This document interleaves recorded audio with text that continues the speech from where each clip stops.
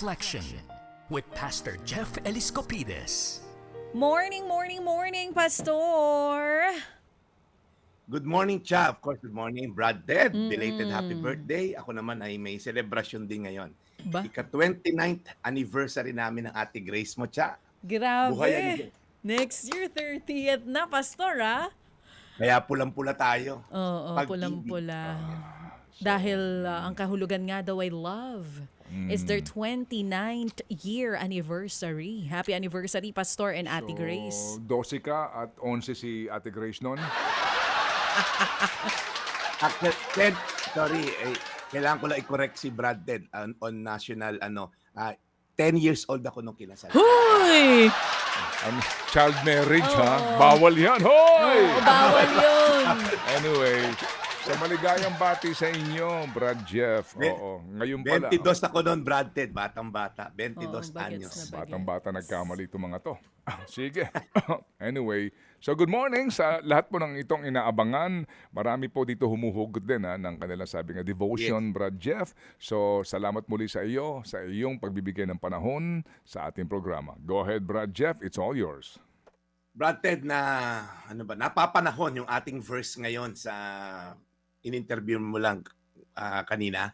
Sabi sa Kawikaan 16:32, higit na mabuti ang taong mapagpasensya kaysa sa taong makapangyarihan. Higit na mabuti ang taong nakapagpipigil sa sarili kaysa sa taong nakakasakop ng isang lungsod. So Brad Ted and Cha, pinag-contrast niya rito yung self-control over, alam mo yun, yung power. Okay? Mas matindi raw yung may self-control kaysa sa isang makapangyarihan na nakakasakop na isang lungsod, like a mighty warrior. Ang sinabi po rito, ang pagpipigil daw po sa sarili ay mas mahalaga kaysa sa anumang merong kapangyarihan ka tapos kabaliktaran naman wala kang self-control. Dahil ito ang tunay daw po tagumpay dito sa mundo na to. Kapag tayo po yung naiinis at sa case in point nga po, sa kalye, dumadaan pa naman ako madalas dyan sa Marilake pag nagmumotor tayo, sa Boso-Boso. So may dalawa daw tayong pagpipilian pag nainis ka. Tayo ba'y magpapadala sa galit, yung bugso ng damdamin, or magpapakita ng kahinahunan? Ang pagpili po dun sa huli ay hindi kahinaan. Hindi po to tanda na, ay, ba't ka bumigay, ang hina mo naman. Hindi po, nagpapahiwatig po to na malakas ang Espiritu Santo sa'yo. Okay? Na kaya mong kontrolin yung emosyon mo, yung innate, yung nature natin, okay? Na sa halip na sumagot ka, na galit, nanggagalaite, maaari po tayong gumawa ng ibang bagay. Okay, mag-pause, manalangin, palampasin sitwasyon, dahil sa dulo, walang magandang maidudulot po ang case nga po in point, road rage. Paano po ito mapagtatagumpayan? Sabi ko kanina, okay, mag-pause and pray. Iwasan natin yung makagante, makapanakit, at alalahanin mo na may nakakakita sa'yo, lalo na kung kasama mo pamilya mo. Bakit po mahalaga to? Konting punto lang po. Bakit mahalagang self-control? Unang-una, dahil ito ay bunga ng Holy Spirit. Fruit of the Spirit po to. Sabi sa Galatians 5:22, ang self-control po ay hindi basta-basta isang ugali lang, hindi mo to mamamanufacture. Tatry ko magka-self-control. Ito po'y bunga.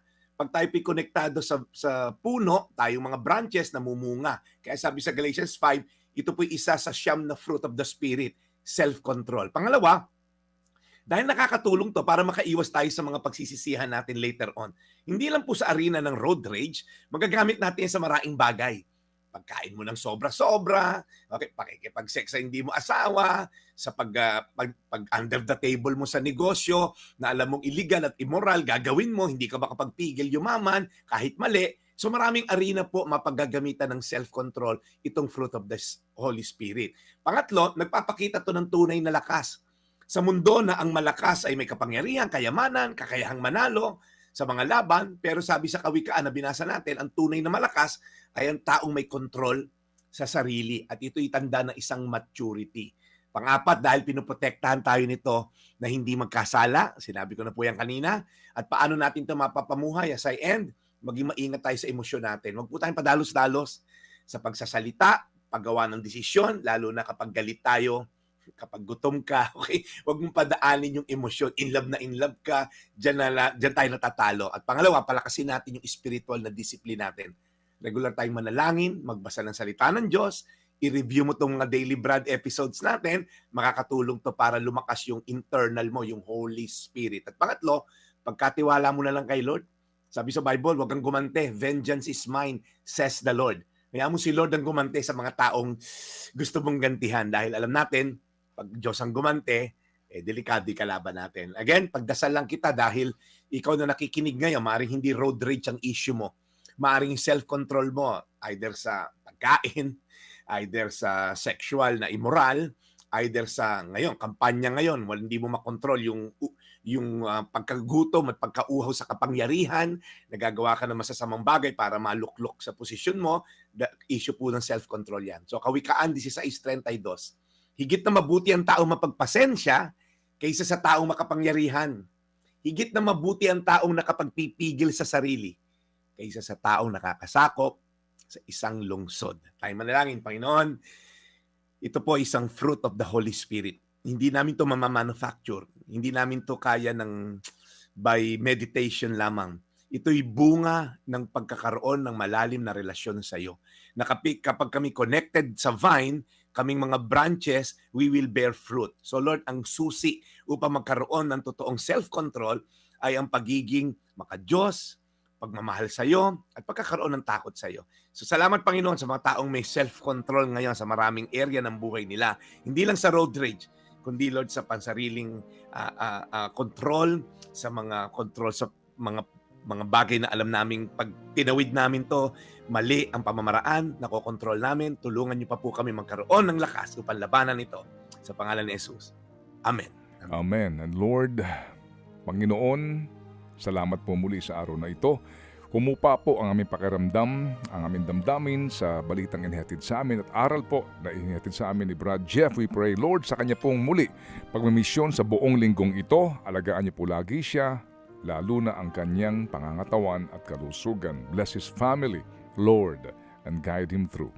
In Jesus' name we pray. Amen. Amen. Amen. Salamat sa paalala, Brad, ha?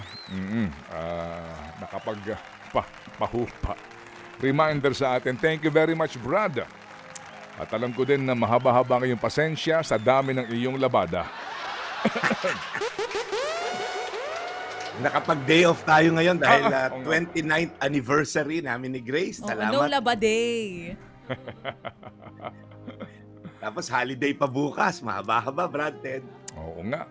So, mabuhay ang nagdiriwang ng kanilang mga anibersaryo today at sa mga nagdiwang po ng kanilang kaarawan, kay Nanay, kay Ninang Tina Monson Palma, kay Dr. Franz Abeli Dumo, at kay kay Egay Lizardo. Happy birthday po sa inyo, March 29. Yan. Okay. Yun. Maraming salamat, Brad Ted. So, ako'y papaalam na dahil alam ko may interviewin pa tayo. Ito po yung Daily Brad, your daily dose of inspiration. Thank you, serving the people, Brad Jeff Eliscopides sa ating The Daily Brad.